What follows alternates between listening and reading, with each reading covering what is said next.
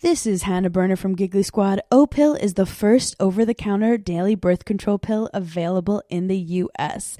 Let's be real, getting a birth control prescription is not always easy, and it's so much admin. In fact, about a third of women face barriers to access prescription birth control. Between scheduling appointments, missing work, class, or just trying to exist, it's a lot. But now O-Pill is putting birth control in our control. O-Pill is a daily birth control that's FDA approved, full prescription strength, and estrogen free, and 98% effective when used as directed. Grab it online or at most major retailers, no prescription or doctor's appointment needed. So if you're thinking about birth control, check out O-Pill to see if it's right for you. Use code GIGGLY for 25% off your first month of O-Pill at OPILL.com. That's code GIGGLY at OPILL.com. Birth control in your control. We love to see it. Tonight's meal, tilapia surprise with boiled cabbage. Begin cooking steps 1 through 50 now. Are you kidding me? Making dinner shouldn't feel like doing a 1,000-piece puzzle. With Blue Apron's new one-pan assemble and bake meals, the hard part's already done. Pre-chopped ingredients, zero stress. Just assemble, bake, and enjoy. No complicated steps, no mountain of dishes. Try Assemble and Bake today. Get 20% off your first 2 orders with code APRON20. Terms and conditions apply. Visit blueapron.com/terms for more. AI agents are everywhere, automating tasks and making decisions at machine speed. But agents make mistakes. Just one rogue agent can do big damage before you even notice. Rubrik Agent Cloud is the only platform that helps you monitor agents, set guardrails, and rewind mistakes, so you can unleash agents, not risk. Accelerate your AI transformation at Rubrik.com. That's RUBRIK.com.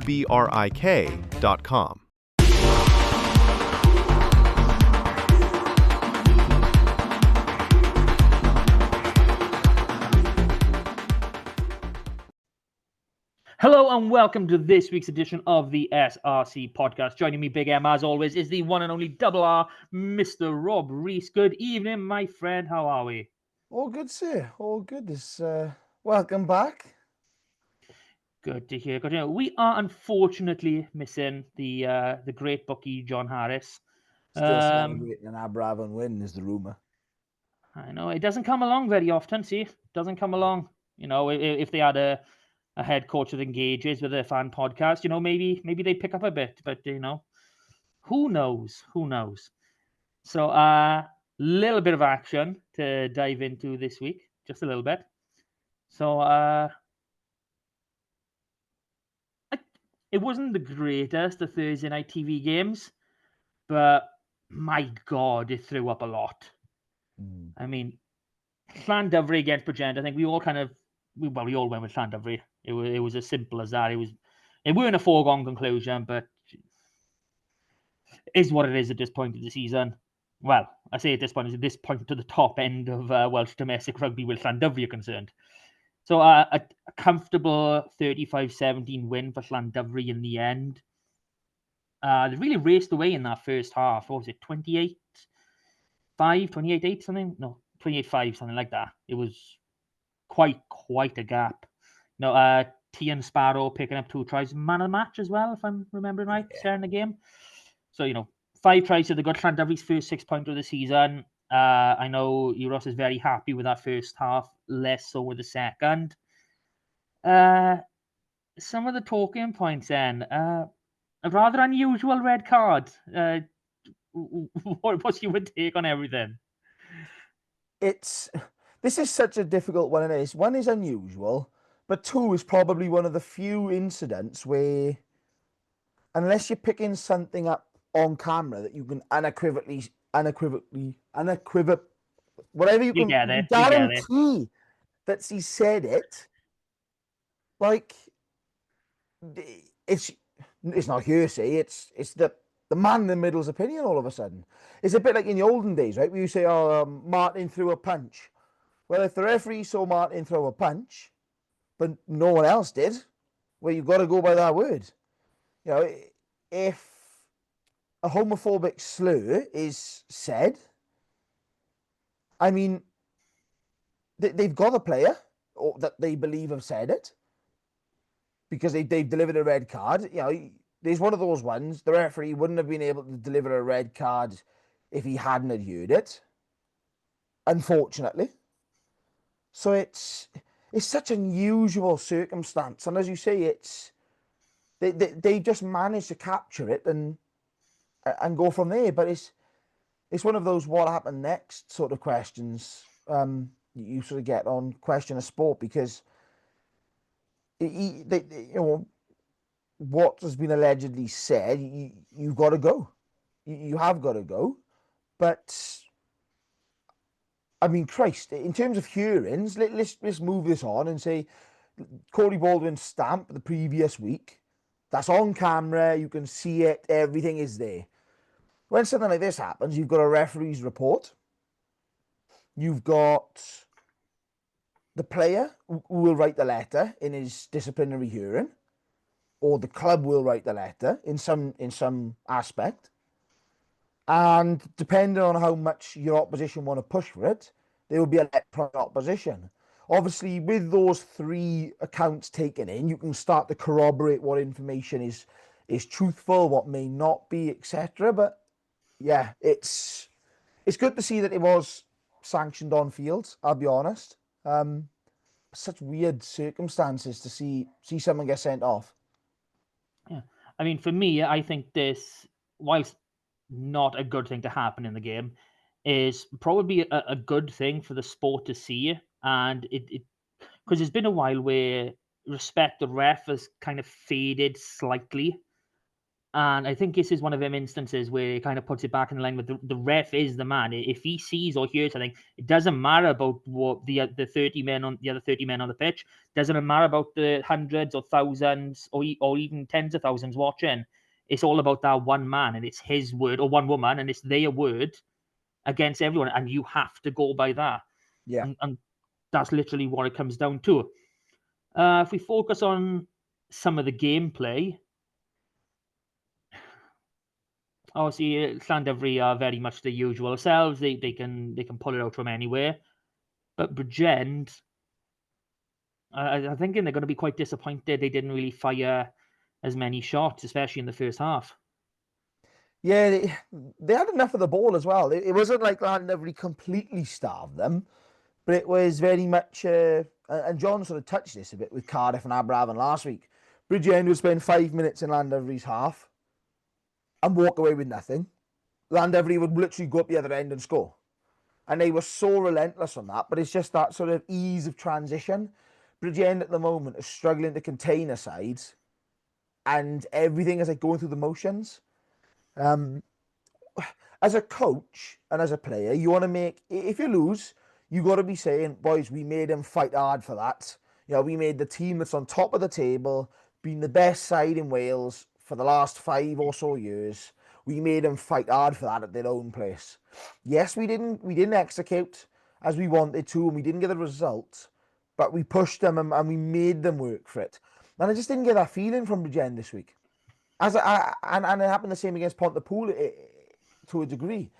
It's that sort of, we all praised their signings and what was going on, and yes, the allocation of Ospreys is minimal, but it's quality when they're there.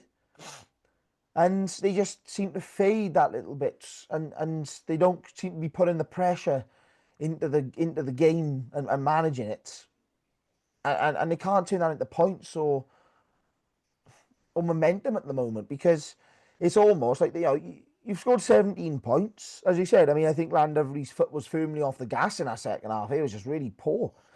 But equally, from Bridgend's perspective, is like they let teams get too far ahead before they score. They did it against Aberafon. They were 16 points down at the half and pulled it back. This is the difference for me. They've done it against Llandovery year and got trounced. And it was a very similar scoreline.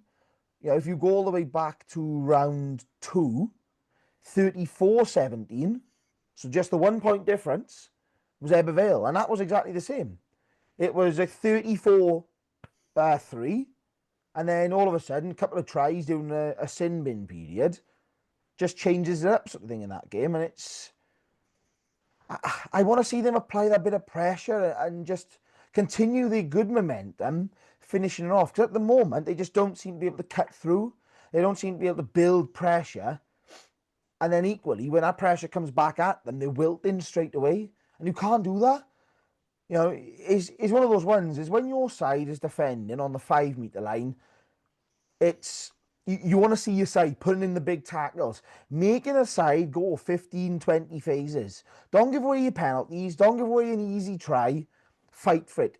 If Llandovery's going to the post, boys, get them there. But in fairness, we held out for 20 phases. Let's go again. But it's like 2 or 3 phases, Llandovery were in. And like I said, the bonus point was up. I thought Johan Hughes was kicking really well off the tee. And it just took them out of sight. And they just went from there. And whether it was a foot off the gas or whether Euros is still struggling with his substitutions, because as I said, there's 9 Scarlets boys in this Llandovery 23.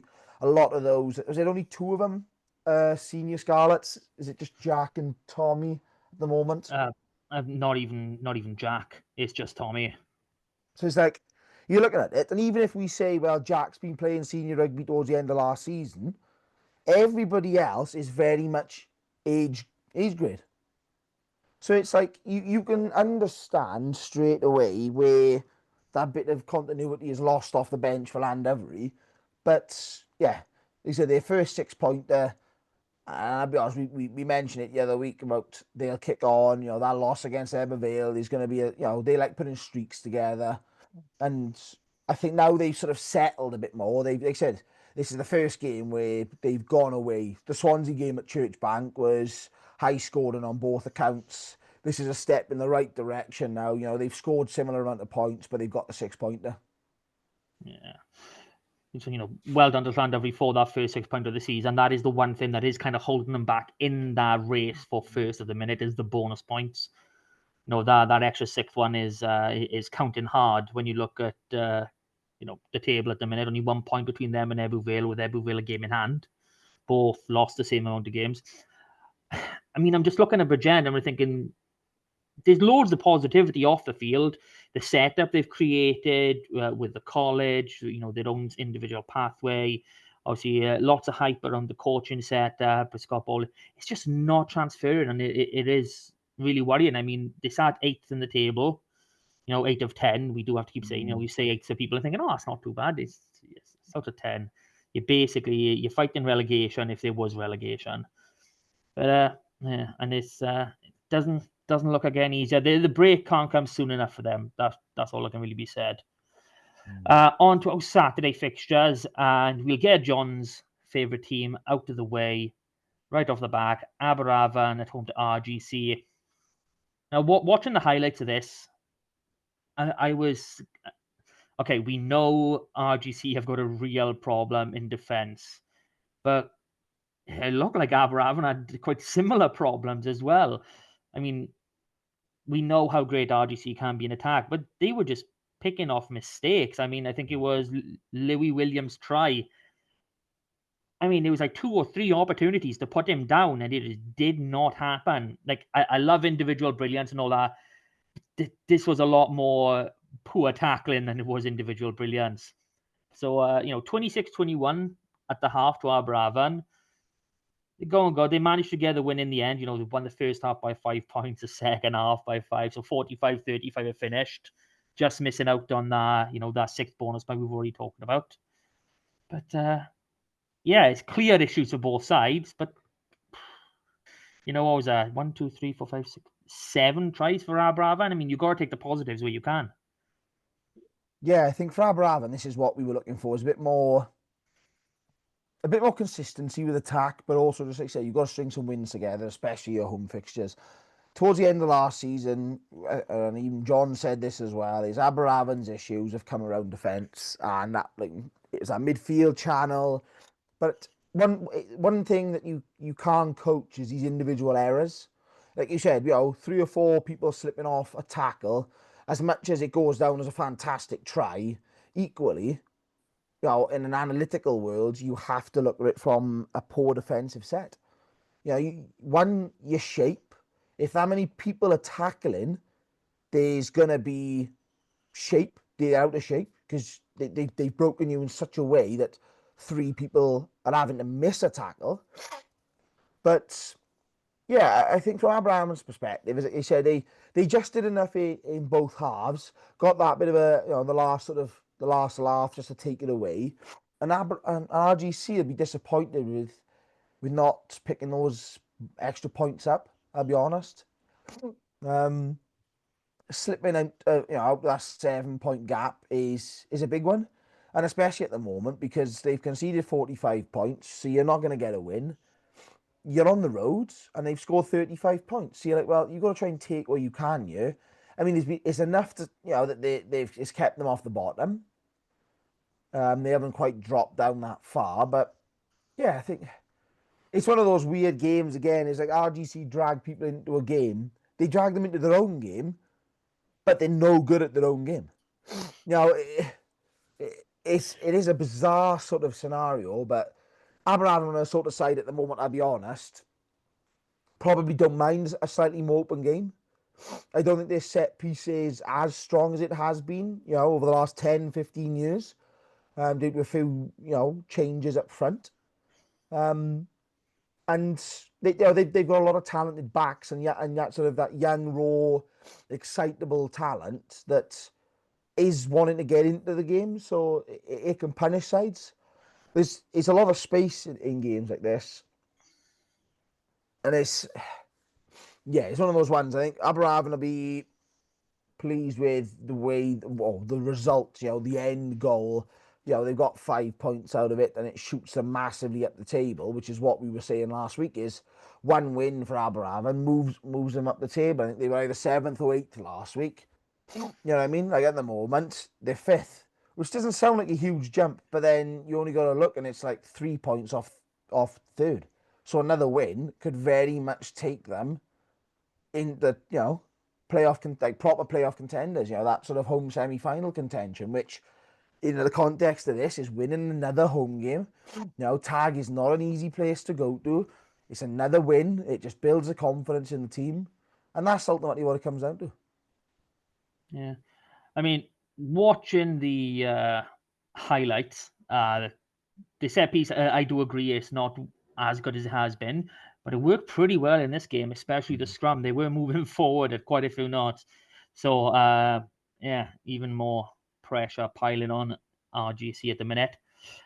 Let's head to the capital, where obviously rugby has to be. We won't get into that comment any further than that. Up a day. So Pontypool, the visitors this time, and I mean this was probably the biggest shock of the week for me. Even with what is coming in just a short while, you go from beating Bridgend 43-10 to then taking a 31-3 thumping. I mean, obviously, didn't look that way at the half. It was only 5-3.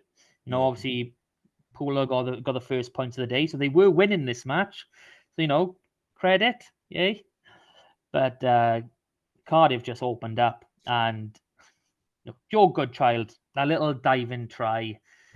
Did he need to do that? He loves it, man. That's his 2 tries against Ebervale with diving tries, but it makes up for having 2 yellow cards in his opening 2 games. Yeah, I suppose he does love a try. He does love a dive. Also loves a yellow card, apparently. Yeah. So just get on the right side of him. You know what you're doing. But yeah, very, very hard day at the office for Pooler. They really didn't. They didn't get parity anyway. No. I think what this is showing at the moment is I said about the Bridgend result was it was very deceiving. It wasn't how good Pontypool were or how bad Bridgend were. It was just about capitalising on mistakes, and that's where the gap came. And that's the complete sort of same year is Pontypool threw everything at Cardiff in that first half. They had the wind with them in the first half as well. That's the key thing. So you think, all right, it's close game down at Cap. They were extremely physical, and that's what Cardiff expected. But that lack of a true front row at the moment, or a quality front row for Pontypool, is causing issues. You can't go to a quality side like Cardiff and expect to get a result. The wind was in Cardiff's favour in the second half. They up the tempo, they up the momentum, and they use that wind to get the exits because that's what they're going to do. And they start again on top because the set piece just isn't good enough from Pontypool. And when they play a good side, they get carved apart. Like there's already issues around combinations. They haven't sorted a midfield combination.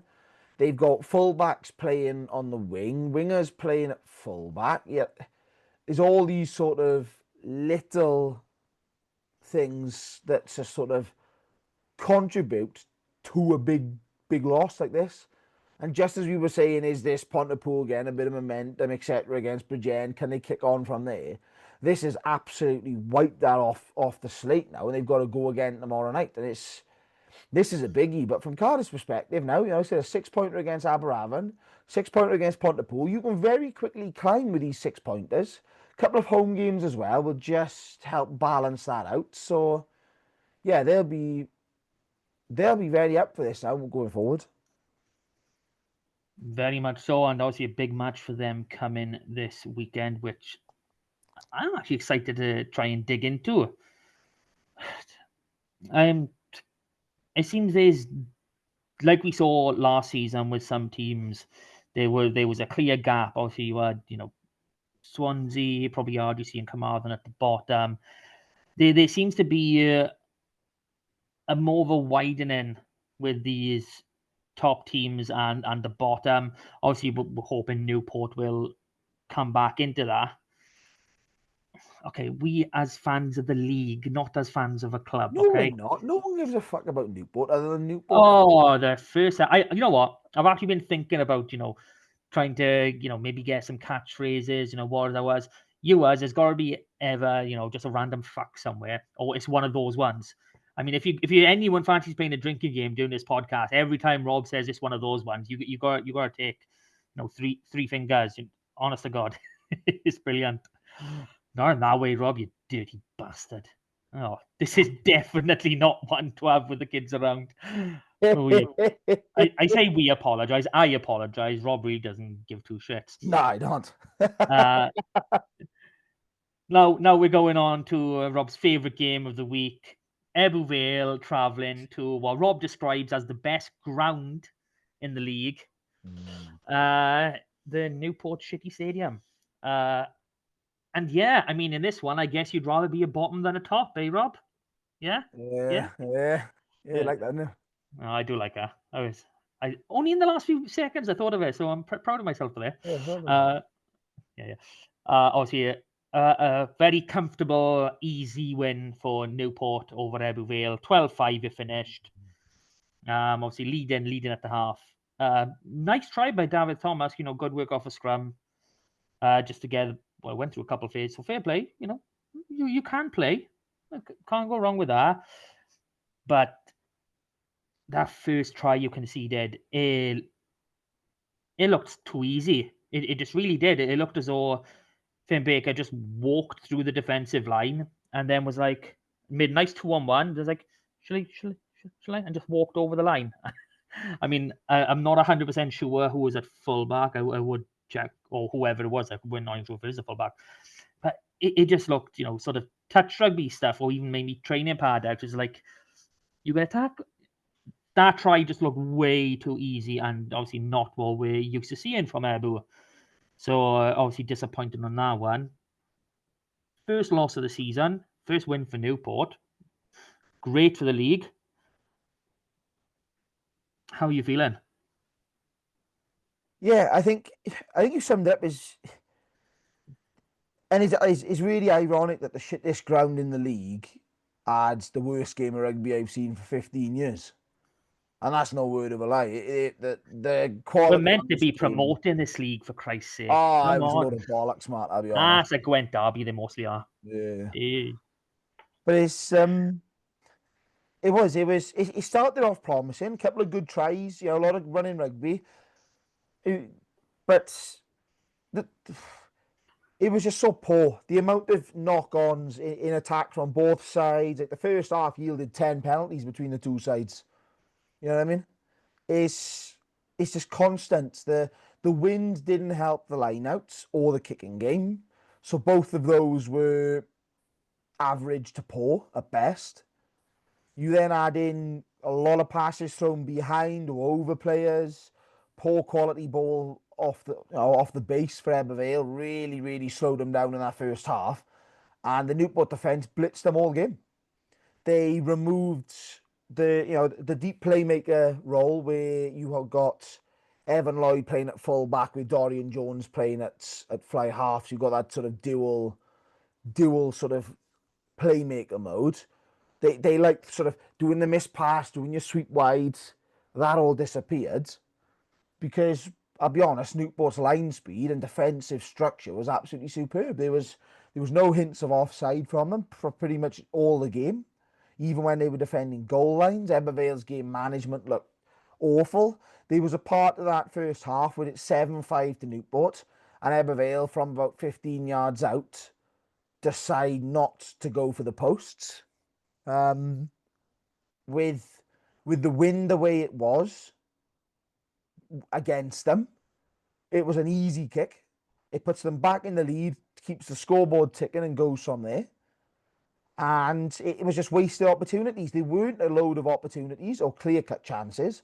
And in the second half, Ebervale attacking into the wind just could not make use of it. They couldn't exit. Newport were keeping them pressed in their own half. They struggled and really visited the 22. Dorian Jones missed pushed it slightly wide on a 55-metre penalty. But again, other than that, every time they would have a penalty, a chance, it was the lineup wouldn't be straight, or they'd knock the ball on off the top of it, and they're coming on into midfield, knock-ons, and from senior players as well. And it's so unlike them. But yeah, it was a really poor affair, I'll be honest. I mean, the only good thing in this game was Newport's defence. Like, that's all there is to say from a good rugby perspective. So yeah, it's one that Newport will be extremely happy with because, as you say, it moves them on. It kicks them off the mark. It's their first win of the season. It also prevents them from losing 6 games in a row for the first time.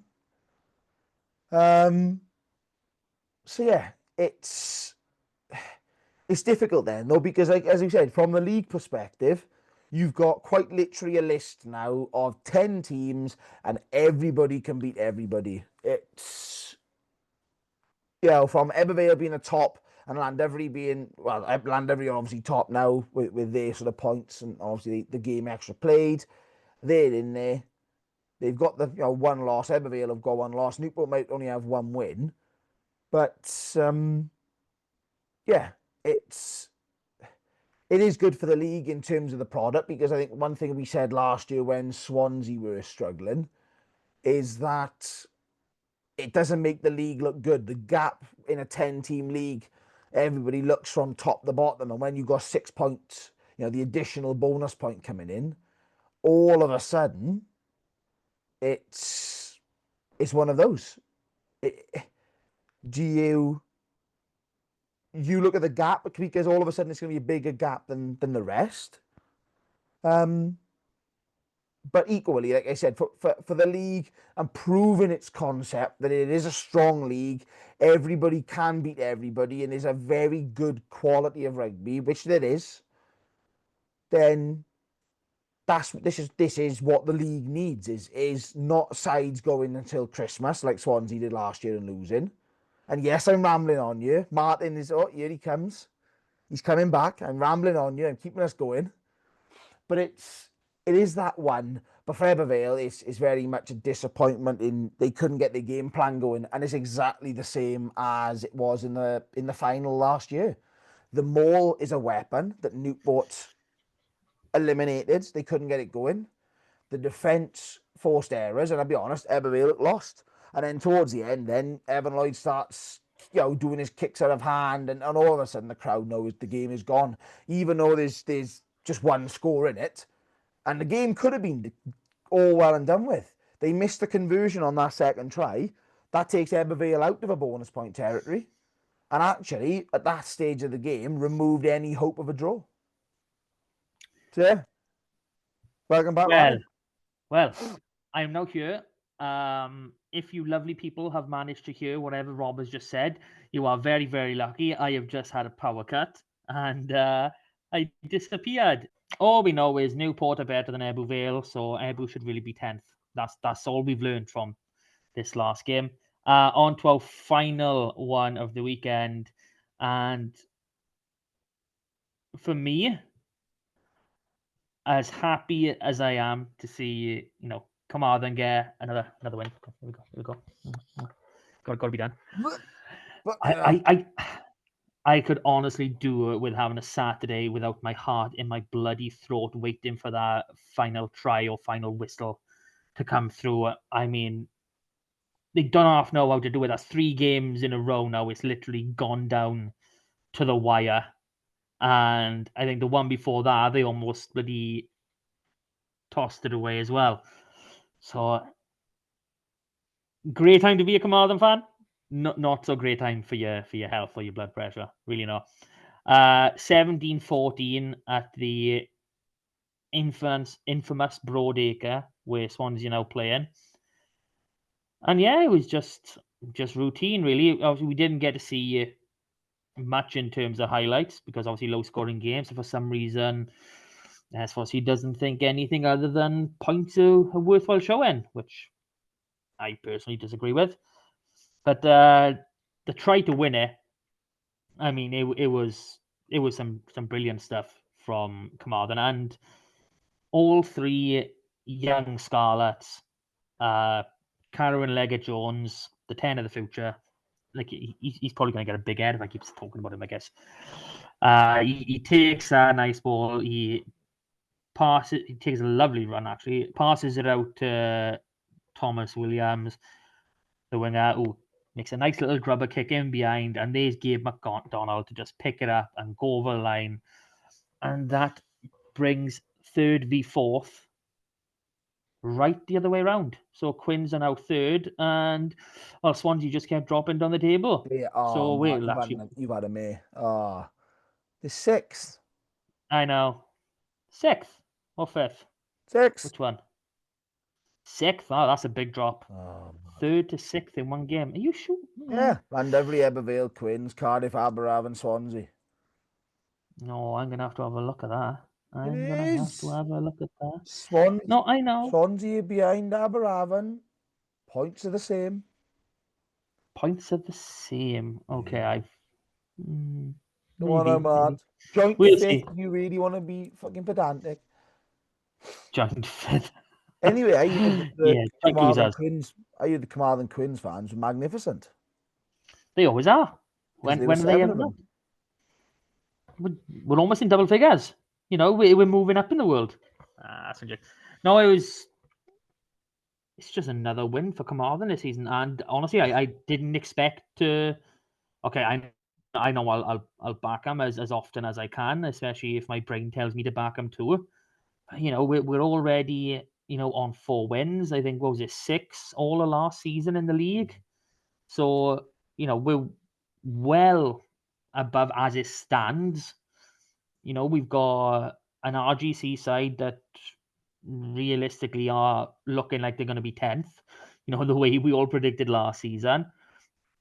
And a trip to Aberafan to finish off, this block of fixtures, with our game luckily being brought forward. So it's really, really positive time. I mean, Quins could quite easily be on their 6 wins after the first block, even though we do get that extra game. Is absolutely brilliant. Swansea, obviously, a 3-point loss is nothing. And a completely different twist, just like John said last week, Swansea v Carmarthen, that's not going to be a big game to watch. It bloody damn well is now. And there was a few tweaks in Swansea's lineup. One was moving that big fullback to the wing, and to allow Harry Houston to come back at 15. And don't be wrong, Lewis Edwards, he had a real good game by all accounts. Quite a few lovely carries, got a try for himself.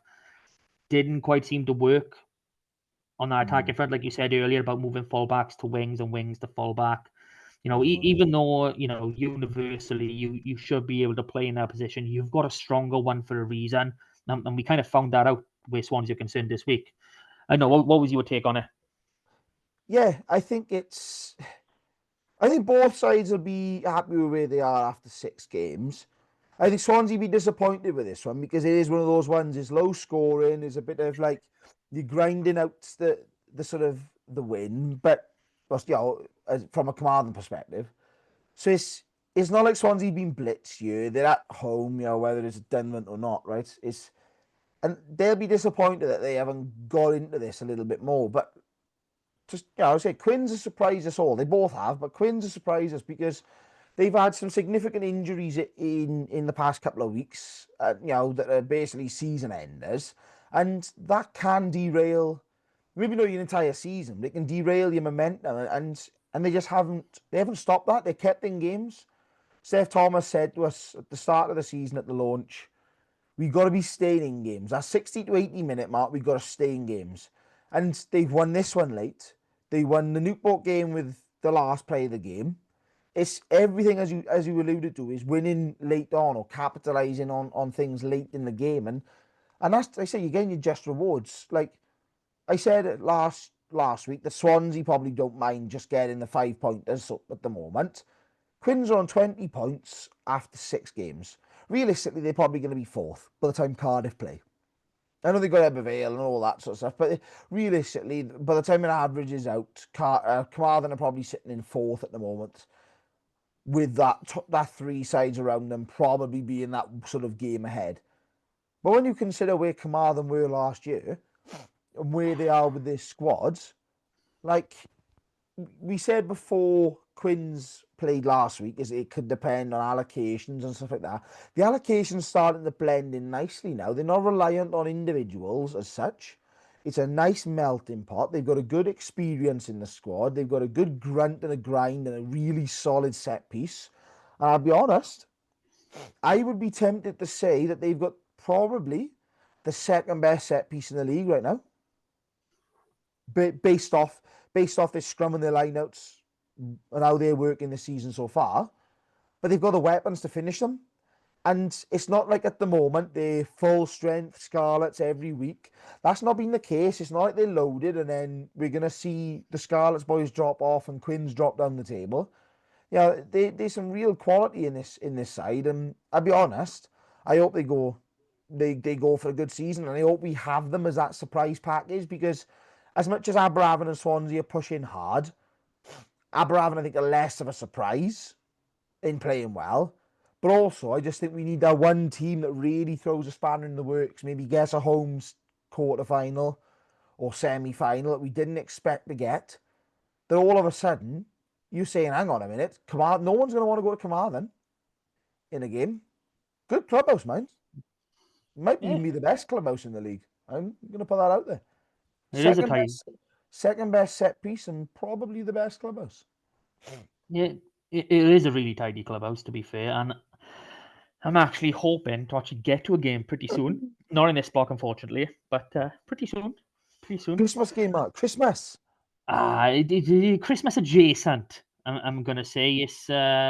We agreed it last week that we're all going to be at the Christmas games, and we're going to do a podcast live throughout the Christmas games. John's going to be 12 pints deep.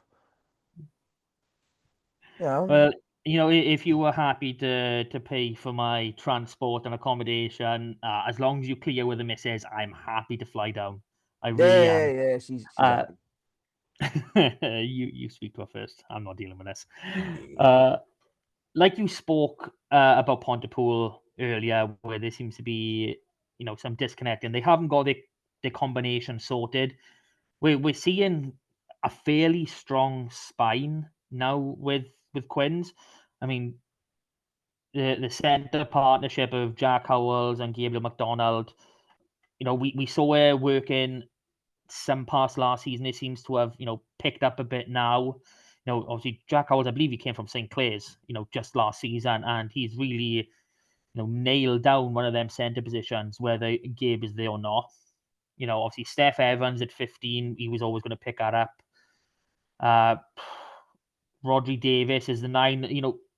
Even though there are some, issues with the number 10 at the mid, they both are exceedingly young, but they're great talents in Ellis Price and Karen Leggett-Jones. You know, there's no massive drop-off between the two of them, which is great. You know, number 8 more than often than not is Lewis Millen. Sean Evans as captain has been absolutely outstanding. Tom Phillips back in the squad again. How amazing is that? And, you know, Reece Fawcett, Lewis Morgan, or Isaac Young. Absolutely brilliant. Yeah, I'll be honest, Reece Fawcett this season has been Quins' star player for me, I'll be honest. It's like he is that quality player. We know where he's been before and what he's done in sort of pro rugby. And naturally, those sort of players are going to come down. But like Sean Evans and people like that, they're going to come down and look that sort of degree better. But equally, he's just everywhere at the moment. He's getting into the games. He's doing your set piece. He's annihilating people at the set piece, but he's also getting involved in the try scoring stakes and sort of getting involved in all the sort of the nitty gritty, the hard work and the carrying. And that's what I love to see in a prop. I love to see those players who want to work. Yes, it's great. You know, at the end of the day, it's bread and butter. If you can scrummage and just line up and etc. is solid, as a prop, your day is done. But nowadays, you've got to be a bit more. And that's why it's fantastic to see. And I will be... Maybe I'm going out there on a bit of a limb early doors here. Reece Fawcett is the best player in the league at the moment. Ooh, that's definitely, I'd say best Lucid so far on what we've been able to see. 100%. Best forward, I think there's a couple of contenders in there, but he's definitely in the mix. And, you know, probably talk about the same with best player of all. He's really, really up there. He's shone through massively this season. He is. So, he should be the first winner of World Rugby's Player of the Year from the prop position. That's the form he's in. Best Lucid in the world. Yeah. Get him a call up in the autumn. Get Steve Tandy on the SRC podcast. We can tell him more than he fucking knows. Based on the standard Lucids we got there, Reece Fawcett wouldn't be amiss. Okay, that is the end of last week's results. So, you know, halfway roughly. Like, share, subscribe. You know what you gotta do. Hype if that's an option on YouTube. Still have no idea what that is. I have the same conversation on other pods. So, as usual, we will leave our TV game till last. We've got Pooler team news. Yet to have Aberafan as we stand. Yeah, nothing from Aberafan. Just constantly checking in. Still nothing. Shit houses. Yeah, it's Aberafan for you. What do you expect? No engagement, no care for the fans. That's all I'm thinking. I honestly believe John and his brother are the only ones that turn up at tag. You know, it's the truth. It really is. Okay, start with November's games. Christ, it went to November already. Shit. So the resurgent Newport go and travel to the Brewery Field and take on Bridgend. Now, we have already had John's predictions through, so we are going to get to decide one way or another if we're having a clean sweep or not. And I can already say that 2 of the games we won't have a clean sweep, which is great. Probably not on the other ones, I'm totally honest though. So here we go. Bridgend at home to Newport. No, after beating Ebbw Vale, you know, they've hit rock bottom. I think they really have. It took that first Gwent derby to really spark something in them, but they've got a spark, and now I can't see them going anywhere but up for the rest of the year.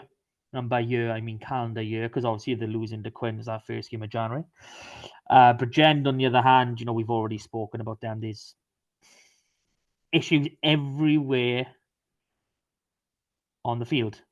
Yeah. So, yeah, I can't see it outside of Newport for this one. I'm guessing you're pretty much the same. Yeah, I just feel that this fixture was probably the chance for Newport to get a bit of a run going. The fact they've started it already, you know, with last week's win just pushes that. You know, they'd be buoyed, full of confidence. bit of momentum. They can work on something now with a positive mind frame. So they can work on what went wrong in the mind frame that, right, well, we've done something now. We've got our win. We can win, boys. We can do it. And it just naturally rolls off. So it's one of those where Bridgend are playing so poorly. Knowing Bridgend, they'll probably have a really good result or performance now against a really good team. But at the moment, I just don't see where this coming from. I'll be honest. I think, they're in a little bit of a slump.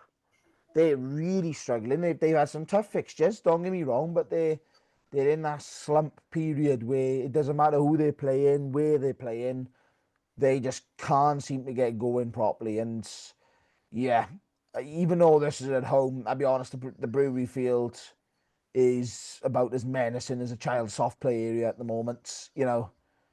Could put the Ospreys on the field with Bridgend and teams still wouldn't fear them. So yeah, Yeah. this has Newport written all over it, to be honest. And I wouldn't surprise me if this is a Newport 6-pointer as well.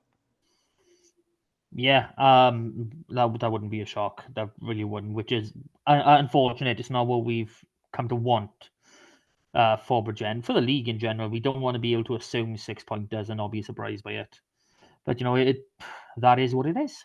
I've just had a look at Bridgend's fixtures, and apart from RGC at home, I think that is the last week in November. Yeah. I'm struggling to see where they get a win now, because obviously they got, what is it? They have the Cardiff double at Christmas. Well, that's just it, right? Again. There's a lot of games here for someone like Bridgend who look ahead. Bridgend, we've got RGC at home in a week Saturday's time. Then once the autumn internationals are done, it's Swansea at home. But that's not an easy fixture anymore. And then, like I said, all of a sudden you start really racking it down. Another home game against RGC to end November. So all of a sudden there's a pattern here. There's a lot of home games coming out because they're ground sharing with the Ospreys. Their run after Christmas is going to be horrendous because they're going to be on the road like there's no tomorrow. They start December away to Quins before travelling to Ebervale, before travelling to Cardiff, and then hosting Cardiff, because that's obviously the Christmas games. And they start next year at home to Pontypool, at home to Llandovery, away to Newport, away to Swansea, away to RGC. It's like, holy shit. Like, that'll run of 4 or 5 games to end the season. Even like the RGC game, which was a cracking game last year, actually, the Christmas fixture between those two on the TV. None of those fixtures are lending themselves to Bridgend putting a bit of a run together. And that's worrying because at the moment, other than maybe RGC, there's no side in this league that I think are in worse form than Bridgend. And if you're finishing 9th, that means you've got to travel away 4 times to win the league. Now, Bridgend can't win a couple of games back to back on the road. Never mind, buddy, 4. So let's forget about that. But do you really want to risk your season ending with an away trip in the wild card? You know what I mean? That's what it comes out to. It is. It is difficult, and yes, we have seen an away victory in our wild card round. That is literally as far as it went. Yep. You really, if you're not finishing top 4, you're out of contention. It's going to take a lot. That's just it, right? Is because even if you're the home side in that wild card, you then have to travel away. It doesn't matter if you win. There's no reward in the quarterfinals because the position's already set. There's a potential then in the semis or the final for lower seeds to host the next round, depending on a lot of other results going their way. But the lower down you finish, you need everything to go your way. And it just doesn't happen, right? And I'll be honest, I said this is the problem for a side like Bridgend, is they're not a feared side at the moment, and they just can't put wins together. You're not going to win a game on the roads. It's all that extra process. and the extra cost for the club because you're running a bus, so players got to take the cars, whatever. It's extra process and cost. The money's not coming into the bar, because you got a home game where there's 1,000 people turn up because it's playoff rugby and it's beautiful weather, and you've got 1,000 people averaging £8. That's all of a sudden you think, by the time you average it out between you take off your concessions, your season ticket holders, that's a lot of money, that these sides can make on a home game. So there's massive ramifications all around. Yeah, it really is. I mean, we can see teams win 2 away games, but any more than that, it's a ridiculous task. It really is. On to biggest game of the week, Cardiff Llandovery. Now, this is where the split has happened. Mr. Harris has decided that he thinks a home team will win this. He's become a homer for the last 3 games of the week. The last 3 games on Saturday, I should say. We haven't exactly talked about Thursday yet. But yeah, for me, I think Drovers, like you said, Drovers like putting together runs, and they've just hit off with their best victory, as in a 6-pointer of the season, and we already know from their fixtures against Newport, their fixtures against Ebbw Vale, when they have 15 men, and that is probably the key here, they can stop attacking teams. They've got that defensive ethic and stance, really, just to cut the ball down and do what they do, essentially. We know on transition and in attack they can score points for fun, same as quite a few teams in this league. But the defense is what is setting them apart from the other teams, and I think that is going to be the difference. Cardiff need to get that attack flow in, and I don't think Drovers are going to let them. I don't know what you're thinking on this one. I'm really torn because these 2 games last year were such a bizarre couple of games. They were played very close together. Cardiff put 50 points on Llandovery at Church Bank. And then you're thinking, hang on a minute, how are they going to respond? And this is one of those games because as much as, like I said, you got that thing in your mind about a Llandovery streak, they want to go on them, they've picked up a 6-pointer now. Cardiff have got 2 6-pointers. This is like a premium game this week. 2 sides on top form, the quality sides, they both know how to win, they both love playing on the surface, so it sort of nullifies the conditions and the playing surface advantage a little bit. I'm really torn on this one, I'll be honest. I think that, again, the Cardiff sort of performances against these top teams is dependent on allocation, I'll be honest. Maybe that's me being slightly harsh, but I'm gonna go Llandovery with this one. I just think at the moment Llandovery will be more settled. I think we're not gonna see a poor quality set piece like Pontypool brought to the park. Aberafon, we've said, they're a bit sloppy, they're conceding lots of points. That's 2 games in a row from Cardiff's perspective, but they haven't really been tested properly, I'll be honest. This is going to be a test. And the last time they faced a side that was testing them, they shipped 9 tries and had a record 60 points per on them. So, albeit away from home, but yeah, I'm going Llandovery on this. So I think the Drovers are going to pick up a little victory on the road. A little victory on the road. Definitely 5 points. We know the tries are there to be had. Who knows? They might see that 60 point as a target and think, whatever you can do. Well, we yet to see on that. And who knows? Cardiff might turn around and say, "Oh, John, we've got your back. We're going to give you an extra point." Okay, next game up. Carmarthen Quins at home to RGC. Now, John's going Carmarthen. I'm obviously going Carmarthen. I'm guessing you were going to go Carmarthen as well. It just seems logical. But I'm seeing this game very similar to how I saw Llandovery last week, or indeed even a few weeks ago. They've got to get a 6-pointer from somewhere to start really building momentum and start going. Now, this seems like the perfect opportunity. RGC, I know they're scoring points, but it seems that like I said earlier, a lot of them are coming off scraps. So with the way Kamal have been going, how well their forwards have been going, like you've obviously said, you think they're the second best set piece in the league, and their backs are floating. Everything is sort of built up that this should be the game for them to get the 6 points, and I'd be disappointed if it was anything less. If I'm totally honest, what does the neutral say?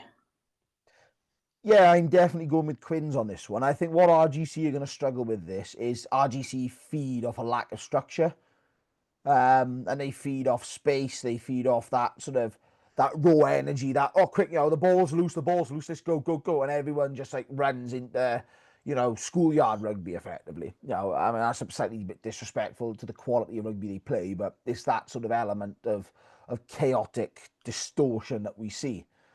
Quins provide a very structured game.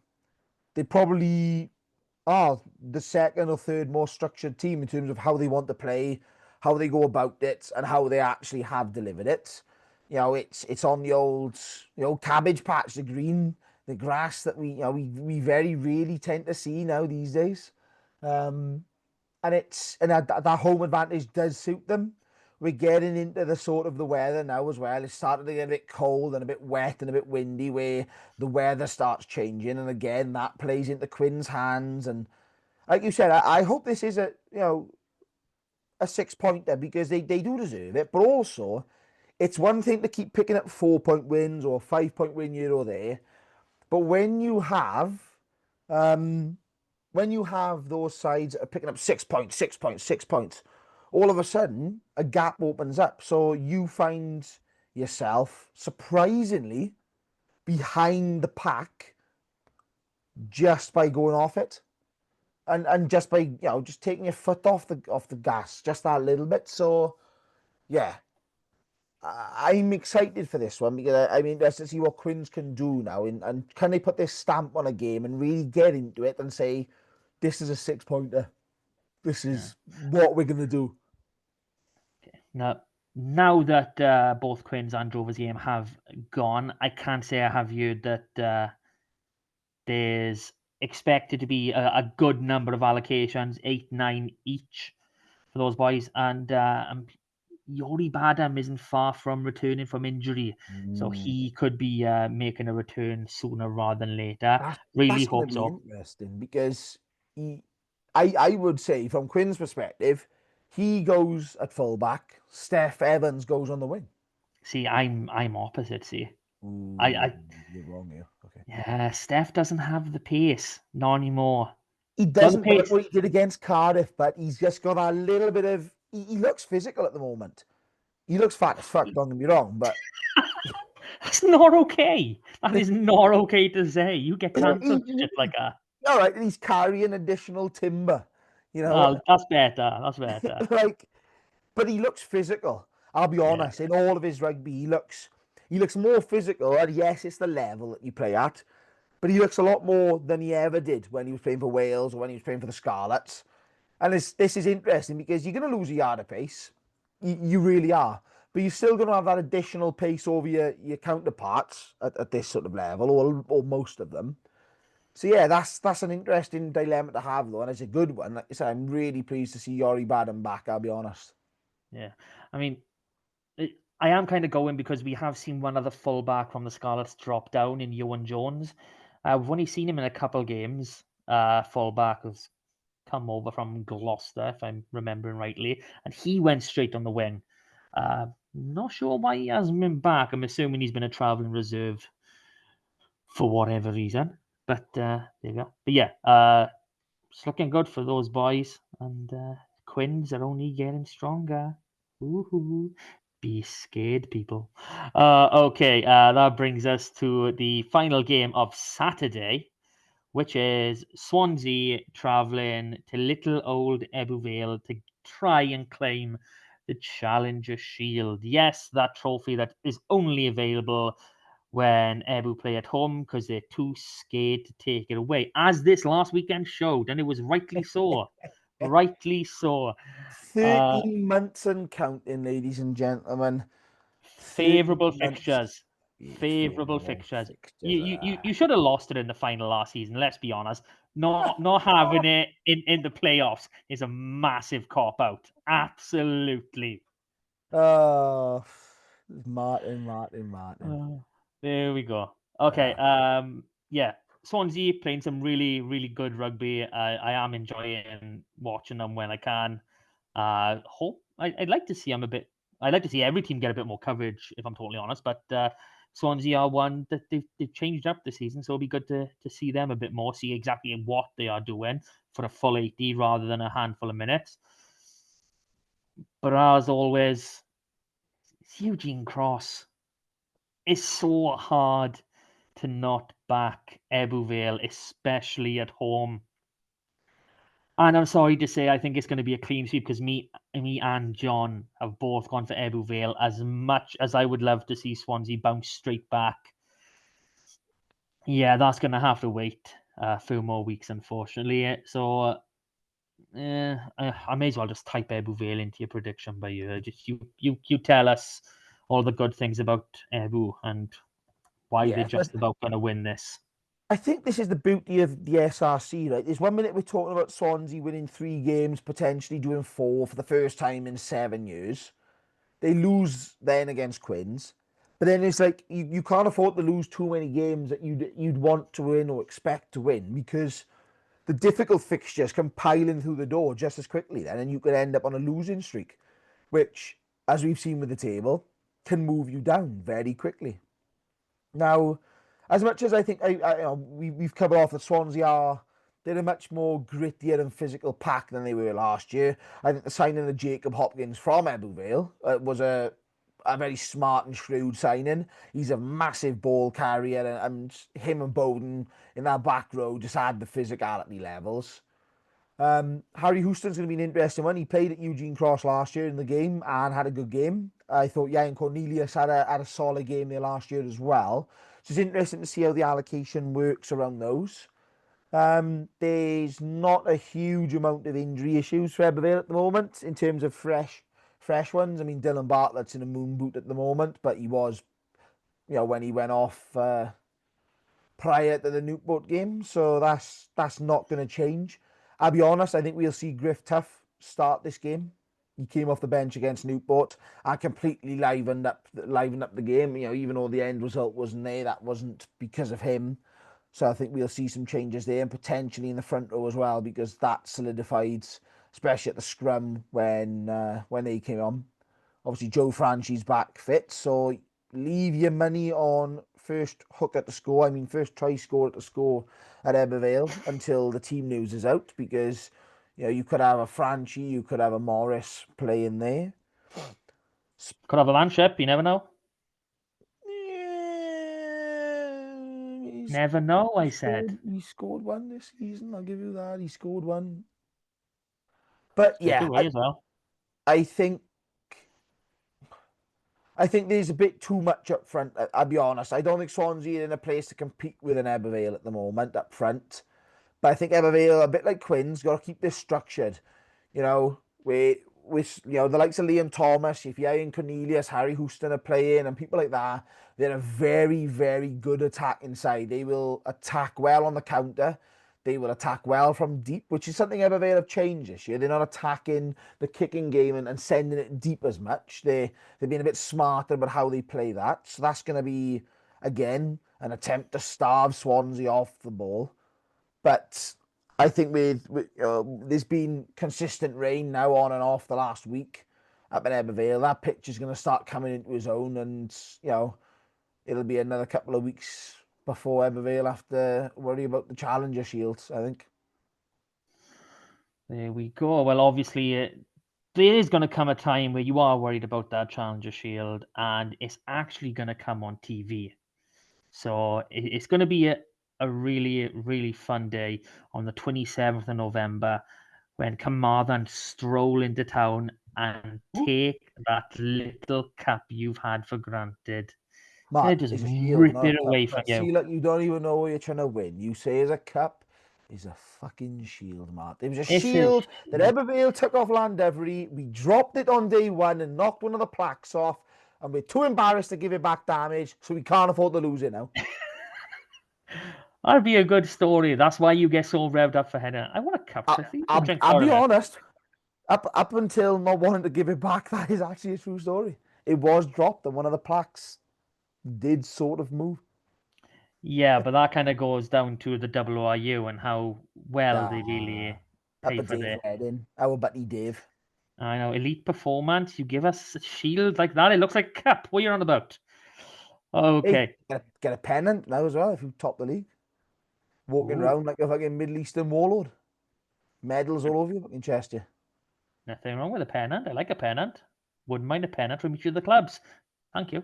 Okay. Can I put them on the background? Well, I can hang them off the light. Maybe it wouldn't be such a blur at the top of my screen. Here we go. That's better. Oh, I thought it was just bald. I mean, balled in, balled in. Put a I'm bit of, getting there. give it the old Willie Thorne and put a bit of pool chalk on it. I'll be honest. I'm afraid to cut it in case it don't grow back. I mean, look at that. Oof, look at the length on him. Okay. Going back in time to the Thursday fixture, Pontypool against Aberafan, and we have team news. Thankfully, team news. But of course, Aberafan have got to go and be their special little selves and only put it out in that damn video format. So you can only see one player at a time. That is, I love the video formats they do, but just put the squad in a graphic underneath, please. Yeah, I just it's a want to be pain able in to the arse, read the isn't it? whole damn. It's also a pain in the Yeah, I ass want to for be able to read media. it. From a media perspective, whether you're writing or presenting, the video as much as it's good, just put it into a graphic as well. I mean, the only good thing is all the subs are in a single slide of the video. But there we Yeah, are. that's good. It's a But good they're always in side. the wrong order, though. It's a good I side. mean, it's a Scott Del decent. Nevo, Corey Lewis Jenkins, Brad Yeah, Roderick. look at number No, 12. no Joe Gage in midfield. That could, I'll be honest, he missed a significant part of last season at the And it was start, noticeable. and it was noticeable, and that's the difference. I also think their pack is interesting. Shea Smallman's moved to the bench. There's a lot of the young boys are coming through. Ashton Evans is the one noticeable experienced member of the starting eight. But, Joe Gage on the bench. Oh, Jesus Christ. It's hard, isn't it? It's hard to go through that and Right. remember everything. So they got Jordan Walters and Geraint James, the two props, both on the bench. Chase Smallman in at lock, experience there. Joe Gage, obviously, your club captain, your midfield sheriff, and Keelan Cullen as well. That they're basically starting. Who's starting at hooker? He's number 16. Because who doesn't just want to say substitutes anymore? One, we'll change them to energizers because we're a fucking Duracell battery on the bench. And then we're also going to mess around with the entirety of who's who. And it's like, can please someone in rugby just sit down and say, this is the graphic we're going to use. This is how we're going to lay it out. We're not going to do 1 to 8 and then 15 to 9 or there's so many now. And it's just like, people are calling them punishers and energizers and, Jesus Christ. We'll have them called the Confederates now and stuff like that come off the bench, Abraham Lincoln's going to start rising from the grave. What was the other side? Confederates and who else? The Union, wasn't it? Nah, we don't care about them. It's like, yeah, well, you're going to name the 15 something if you're going to call the bench something. Yeah, I mean, it would be nice if they could just put their bench in order. I mean, it's from an SRC perspective, and everyone's on about learning and making this league great. It's all right for people like myself and yourself who go, oh, Geraint James, yeah, prop forward. Jordan Walters, yeah, prop forward. If you're someone who knows rugby, but doesn't know the SRC or Aberafan, you would assume that Jordan Walters is probably a scrum half. Yeah. And Geraint James is somewhere in the back line or midfield. And the same with Shea Smallman. And yet, they're all forwards. And you think Joe Gage is a tight head prop as well. So that's an interesting one to see. But yeah, they need to come to some sort of clear alignment. And that's all we've heard a certain person talk about is alignment. I mean, if you can get everyone to pick the This same is what order on the bench, this is the shit that Dave Redding's on about. He's gonna yeah, straighten up fucking 100%. team news. That's what he's doing. Richard Collier and Abby Tierney, they haven't mentioned it yet, but energizers, that term's gone. All of our fucking tango puff, bloody special words and PR bollocks is all coming through now. They're getting rid of energizers. They're aligning the game so everybody wears the same jerseys and everybody has a 13 jersey that doesn't have a 13 on because it's unlucky for everybody at this stage. That I wouldn't be surprised. That's the problem. I mean, obviously They're that making Welsh Rugby great again, everybody. Welsh Rugby's going to be great again. That's Even actually, ever. I'll be honest, mate. That's quite decent, to be fair. That's Yeah. not a bad voiceover at all. Really impressed. But in the actual terms of the game, Oh yeah, sorry. oof, I mean, I think those changes are going to do Aberafon a bit of a disservice, especially at Pooler Park. I know there's some changes in obviously the Pooler 23. Obviously, Ewan Ross are dropping down at 15. Carrick Mac. How do I say is it McDonough or McDonough? How am I saying his name? McDonough. There we go. You've probably said it a few times. I just haven't paid much attention. He's obviously coming back, but on the wing, Morgan Lloyd has he's had his week off, so he's back. Evan Minto making a return. I think some of the more interesting selections are probably on the bench again here. So obviously we got Callum Davis, who I think he's done maybe had one appearance off the bench so far this season. We got Nyden Jenkins, who was his first game back, and we've got Hooker, if anyone doesn't know, and Lucid Prop. I want to say his name's Jake. It might be Jack. Jake, I'll go with. Wisniewski, if that's how you pronounce it. It'll be his SRC debut. So there's a few boys in there. The one aren't quite used to this level this season, shall we say. And we don't know how much rugby they've played. So, yeah, that's interesting. Usual hooker Evan Wood has had a bit of an ankle sprain. So, unlucky for him on that count, but probably lucky in the fact that they don't have many more games. The break is coming at a nice time for him. Still, I'm struggling to see beyond Pontypool for this one, being at Pooler Park, not quite as many drastic changes in the 50 and 6-2 split on the bench as well. That does have to be mentioned. So I think we all know what Pooler are going to be trying to do in this game. Is it? Yeah, Callum Davis is back row, isn't he? Oh, they've done an Aberafon. This is Dave Redding needs to sort this out. Yeah, no, it's not France. You don't put a tight dead at 23. You name all your forwards first and then your backs. There's also no replacement scrum half. No, there's not. But this is the only thing for me. This is the only thing for me. Is we mentioned earlier in this players like Pat Lewis, where it's better on the wing and it's you only go your 1-9. Ewan is traditionally a winger. I know he's bounced between the two, but he's an out-and-out winger. He's not a fullback. Carrick actually is a winger. So, putting him back at 14 is a change, but to his strongest position. But, you've got people like Joe Mahoney, who at the start of the season was in a Dragon Select development team, whatever you want to call it. And I'll be honest, their midfield has been shocking. And you've got senior players like that dropping down then. Morgan Allen, Scott Matthews. Harry Ford's back, though, because obviously Morgan Lloyd finished up as fly half in the last game when Kieran Meek went off. So, obviously, they've panicked a bit there and dragged in. That was so weird. But I've got Harry Ford was on the bench in that game as well. So, I'm not quite sure what's gone on. They're doing us over, Matt, on these benches. They're making changes. They are, and they're not telling I'll be honest, I forgot to tell you about Ebervale's bench change last week as well while I was at the game. Oh, no, what happened? Ryan Gardner played instead of Cam Davis. No. Oh Yeah. my God.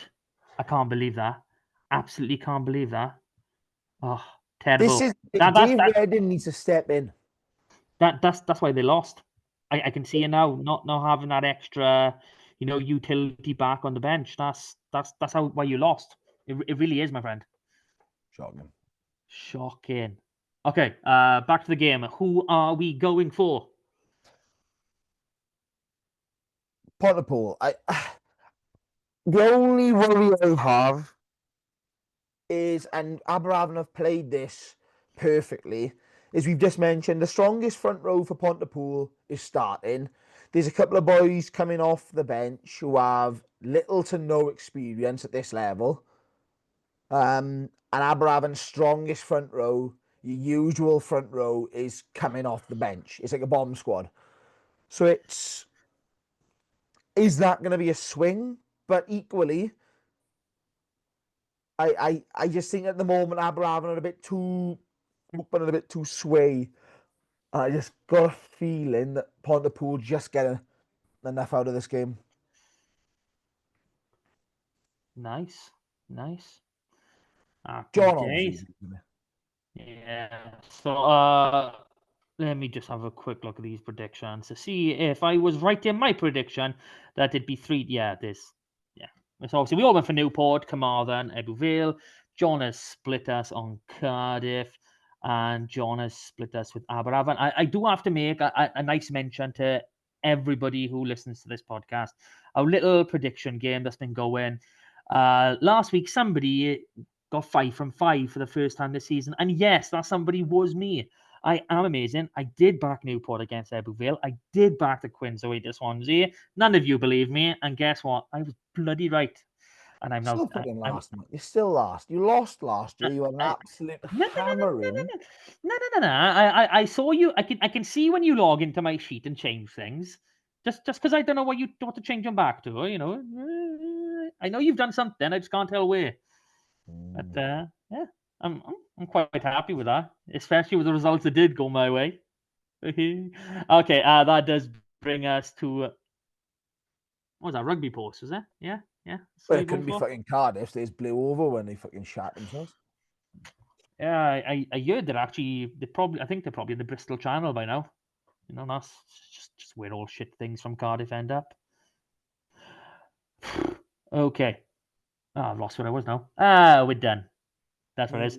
So, made it this far. As always, like, share, subscribe, do your thing, comment, have a chat, send us your photos, your videos if you want to.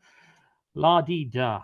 Rob, thanks for being with me. John, no thank you for ditching us at the last minute. Yeah, we weren't going to tell people that, but yeah, I'm telling people now. He literally ditched us at like 7:59. We recorded 8. It's what he does. Terrible. Oh, yeah. And he blames having children. I've got more than you, but you don't know what it's like. You got it easy. All good, John. Hopefully you'll be back next week. And not quite as much rugby to talk about next week, but we are going into, well, I don't think we really have a break with some of the rearranged fixtures, do we? I think we've got something every week. I mean, we'll have a week off 1 or 2 of the weeks. But yeah, it's been weird. Oh, no rugby in November. Oh, we got a bit of rugby in November now. All right, then. Thank you for listening. Thank you all for being with me. And we will do this all again next week. This is the SRC podcast. Goodbye for now. Super.